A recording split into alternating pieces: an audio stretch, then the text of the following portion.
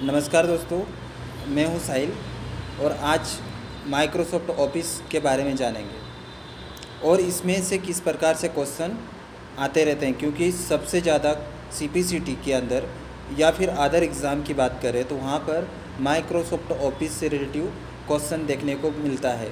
क्योंकि Microsoft office के अंदर ही बाकी एप्लीकेशन होती है और इन एप्लीकेशन से ही हमारे क्वेश्चन ज़्यादा बनते हैं। तो जानते हैं माइक्रोसॉफ्ट ऑफिस क्या है। तो चलिए स्टार्ट करते हैं। सबसे पहले हम जानेंगे कि माइक्रोसॉफ्ट ऑफिस क्या है। माइक्रोसॉफ्ट ऑफिस को एमएस ऑफिस भी कहा जाता है, याद रखना है। माइक्रोसॉफ्ट को हम एमएस ऑफिस के नाम से भी जानते हैं, माइक्रोसॉफ्ट ऑफिस को एमएस ऑफिस, ठीक है। ये एप्लीकेशन सॉफ्टवेयर है। कैसा सॉफ्टवेयर है? Application software. माइक्रोसॉफ्ट ऑफिस से जुड़ी हुई तमाम तरह के कामों में आने वाली एप्लीकेशन और ऑफिस स्वीट का एक पैकेज है जो आपके ऑफिस और घर के साधारण और विशिष्ट कार्यों को करने के लिए काम आते हैं, ठीक है। तो देखिए, ऑफिस से जुड़ी हुई तमाम तरह के काम आने वाले एप्लीकेशन है, यानी कि इसीलिए इसे माइक्रोसॉफ्ट कंपनी ने इसका नाम ऑफिस रखा गया है, क्योंकि यह ज़्यादातर ऑफिस में प्रयोग किया जाता है इस वाले सॉफ्टवेयर को। अब हम इसके डेवलपर की बात करते हैं तो डेवलपर में माइक्रोसॉफ्ट कॉरपोरेशन इसे डिज़ाइन किया है। माइक्रोसॉफ्ट कॉरपोरेशन इसके संस्थापक है बिल गेट्स, ठीक है। माइक्रोसॉफ्ट के संस्थापक है बिल गेट्स। माइक्रोसॉफ्ट कंपनी ने अपना पहला वर्जन 19 नवंबर 1990 को लॉन्च किया। आखिरी की बात करें तो आखिरी वर्जन माइक्रोसॉफ्ट ऑफिस 2021 है। ये लेटेस्ट वर्जन की बात करते हैं तो 2021 बताएंगे हम। इसी के साथ में माइक्रोसॉफ्ट ऑफिस जो है उसे किस भाषा में, यानी कि कौन सी लैंग्वेज में डिज़ाइन किया है, तो आपको बताना है C++। ये कई बार एग्ज़ाम में क्वेश्चन पूछा गया है सीपीसीटी के अंदर कि माइक्रोसॉफ्ट ऑफिस को कौन सी भाषा के अंदर डिज़ाइन किया गया है, तो C++ भाषा के अंदर डिज़ाइन किया गया है। ऑपरेटिंग सिस्टम की बात करें तो यह माइक्रोसॉफ्ट विंडो पर सबसे ज़्यादा प्रयोग में लाए जा रहे हैं। माइक्रोसॉफ्ट विंडो की बात करें तो यहाँ पर विंडो 7 हो या 10 हो या 11 सभी के अंदर माइक्रोसॉफ्ट ऑफिस ही काम कर रहा है। साथ ही इसमें मैक ऑपरेटिंग सिस्टम में भी इसका प्रयोग कर रहे हैं। आगे बढ़ते हैं। इसके प्रकार की बात करें तो माइक्रोसॉफ्ट ऑफिस को हम ऑफिस स्वीट के नाम से जानते हैं। स्वीट मतलब समान। इसके अंदर जो भी एप्लीकेशन प्राप्त होगी, जो हमको दिखेगी और जहाँ पर हम वर्क करेंगे वो एक जैसी दिखाई देगी। इसके जो इंटरफेस टूल्स एक जैसे होते हैं, इसलिए इसे ऑफिस स्वीट के नाम से जानते हैं।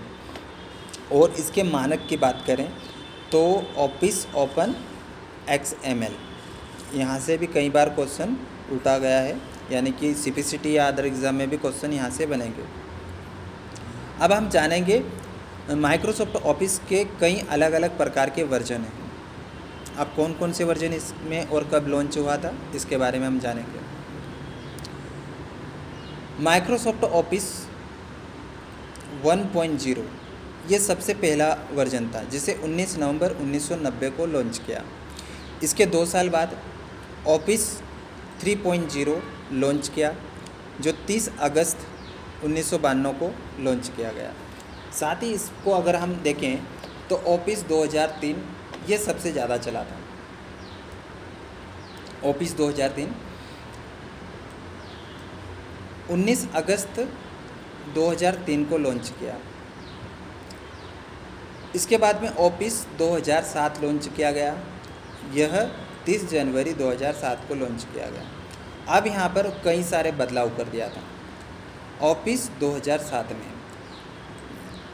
अगर हम इन तीनों वर्जन की बात करें तो ये तीनों मेन्यू आधारित थे। मेन्यू आपने कभी देखा होगा, फाइल मेन्यू, एडिट मेन्यू, इस प्रकार से मेन्यू हुआ करता था। अब ऑफिस 2007 में रिबन जोड़ दिया है और रिबन इन सभी वर्जन के अंदर उपलब्ध है। रिबन,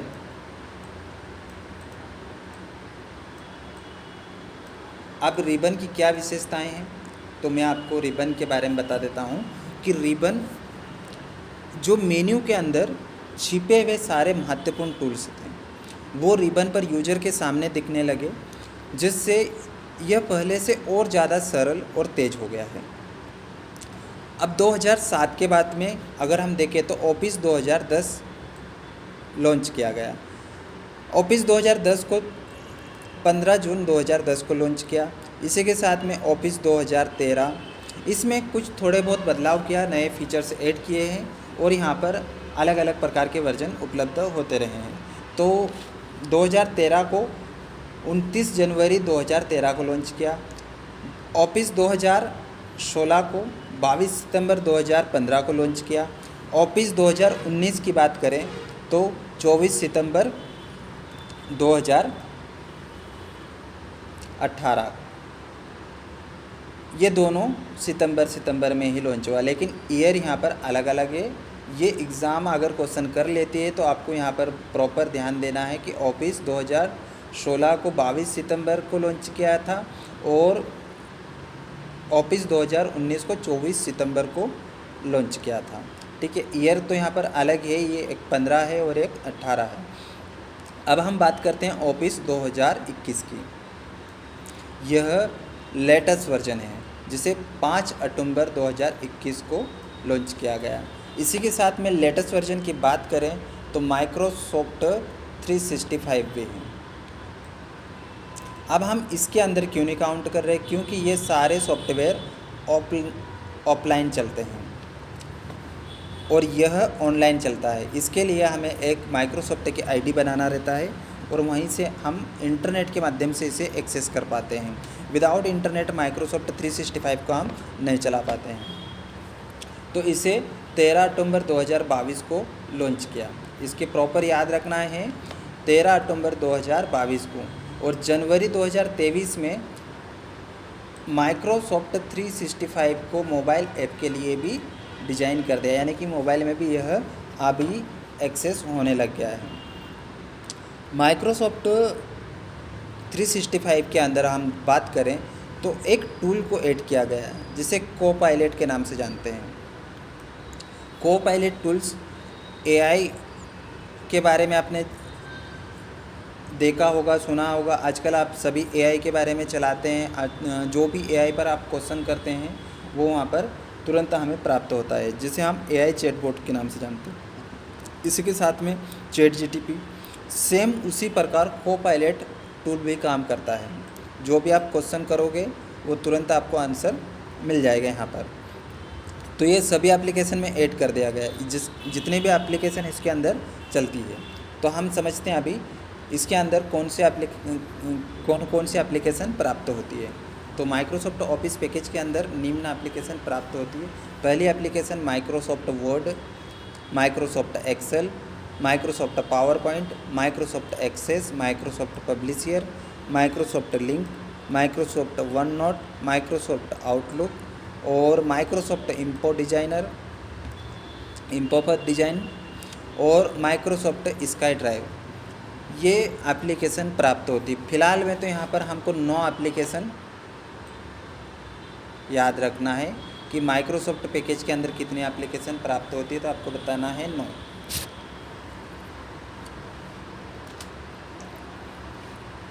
आइए हम जानते हैं कि कौन सी एप्लीकेशन किस काम में आती है। तो बात करते हैं हम माइक्रोसॉफ्ट वर्ड की। तो माइक्रोसॉफ्ट वर्ड यह कोई भी लेटर, स्कूल प्रोजेक्ट आदि बनाने के लिए डिज़ाइन किया गया है। याद रखना है यहाँ पर हम डॉक्यूमेंट्स का काम अगर करना चाहते हैं, डॉक्यूमेंट्स प्रिंट करना है, एडिट करना है, तो हम वर्ड का प्रयोग करते हैं। इसी के साथ में एक्सेल की बात करें तो किसी भी प्रकार के हिसाब किताब बुक कीपिंग को करने के लिए टेबल आदि बनाने के लिए एक्सेल से बेहतर एप्लीकेशन और कोई नहीं होती। यानी कि यहाँ पर जितना भी कैलकुलेशन हम करेंगे वो एक्सेल के अंदर ही कर पाएंगे। ठीक है, इसी के साथ में पावर पॉइंट की बात करें तो पावर पॉइंट का प्रयोग प्रोजेक्ट बनाने के लिए या पीपीटी बनाने के लिए हमारी मदद करता है, और उसे हम प्रोजेक्टर पर प्रेजेंटेशन दे सकते हैं, या किसी भी विषय या वस्तु के बारे में हमको प्रेजेंटेशन देना है तो हमारे वहाँ पर पावर पॉइंट पूरी मदद करता है। इसकी सहायता से हम बड़ी आसानी से और कम समय में स्लाइड तैयार कर सकते हैं। बात करते हैं हम एक्सेस की, तो एक्सेस डाटाबेस एप्लीकेशन है। प्रॉपर याद रखना है, यह प्रेजेंटेशन सॉफ्टवेयर है और यह कैलकुलेशन यानी कि हिसाब किताब करने के लिए, इसी के साथ में डॉक्यूमेंट्स बनाने के लिए, और एक्सेस की बात करें तो ये डाटाबेस एप्लीकेशन है। अगर आप एक्सेस जानते हैं तो आप प्रतिदिन के एक जैसे कार्यों के लिए अपना खुद का प्रोग्राम बना सकते हैं, यानी कि एक्सेस आपको प्रॉपर प्रैक्टिकल आना चाहिए, तो यहाँ पर आप खुद का प्रोग्राम भी डिजाइन कर सकते हैं। अब बात करते हैं हम आउटलुक की। आउटलुक के प्रयोग से आप अपने कई सारे ईमेल अकाउंट को एक ही जगह अपने कंप्यूटर में बिना ब्राउज़र को खोले प्रयोग कर सकते हैं, यानी कि आप आउटलुक एप्लीकेशन के अंदर हमारी जितनी भी आईडी होती है, ईमेल आईडी, उन्हें वहाँ पर हम खोल सकते हैं और उसे ऑफलाइन ही मेंटेन कर सकते हैं। ऑफलाइन मेंटेन करने के साथ साथ में हमारी जो फ़ोन बुक डायरी होती है उसे भी हम वहाँ पर आसानी से देख सकते हैं। अब हम बात करते हैं माइक्रोसॉफ्ट पब्लिशर की। तो नाम से पता चल रहा होगा कि पब्लिशर यानी कि प्रकाशक। इसके अंदर हमको न्यूज़लेटर, ब्राउज़र, निमंत्रण पत्र, visiting card, greeting card, mailing card, banner, web page आदि को डिज़ाइन करने के लिए हमें माइक्रोसॉफ्ट पब्लिशर एप्लीकेशन हमारी पूरी मदद करती है। यानी कि यहाँ पर हम कुछ ही समय के अंदर एक बहुत ही अच्छी तरह से विजिटिंग कार्ड या फिर मेलिंग या बैनर बना सकते हैं। अब हम बात करते हैं माइक्रोसॉफ्ट फ़ोन लिंक। अब यहाँ पर नाम से पता चल गया होगा कि फ़ोन लिंक यानी कि कंप्यूटर और मोबाइल को हम लिंक कर सकते हैं, जिससे कॉल को प्राप्त करने और अपने मोबाइल ऐप का प्रयोग करने की अनुमति देता है। इस तरह से अब हम बात करेंगे माइक्रोसॉफ्ट वन नोट। ये एक डिजिटल नोट देने वाला ऐप है जो आपके सभी नोट्स या योजनाओं या अन्य जानकारी याद रखने के लिए हमें वन नोट के अंदर लिख देते हैं, जिसे भविष्य के लिए कभी भी हम प्रयोग कर सकते हैं। वन नोट में अलग अलग फोल्डर, सेक्शन, पेज, सब पेज में व्यवस्थित करके अलग अलग नोटबुक बना सकते हैं। अब हम बात करते हैं माइक्रोसॉफ्ट इंफोपथ डिजाइनर।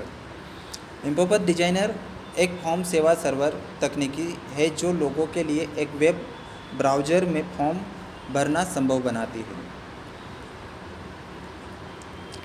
जैसे वेबसाइट पर हम किसी प्रकार के फॉर्म भरते हैं तो वहाँ पर इंफोपथ डिजाइनर काम में आता है, जो कि हमारी मदद करता है, यानी कि हमको बहुत आसानी से वहाँ पर फॉर्म भरने की अनुमति दे देता है।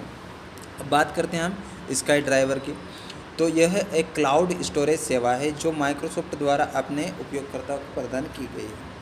क्लाउड सर्वर यानी कि हमारे जो डेटा होता है उसको हम एक अलग ड्राइवर में रख सकते हैं, उसे हम सेकेंडरी ड्राइव या वन ड्राइव के नाम से भी जानते हैं।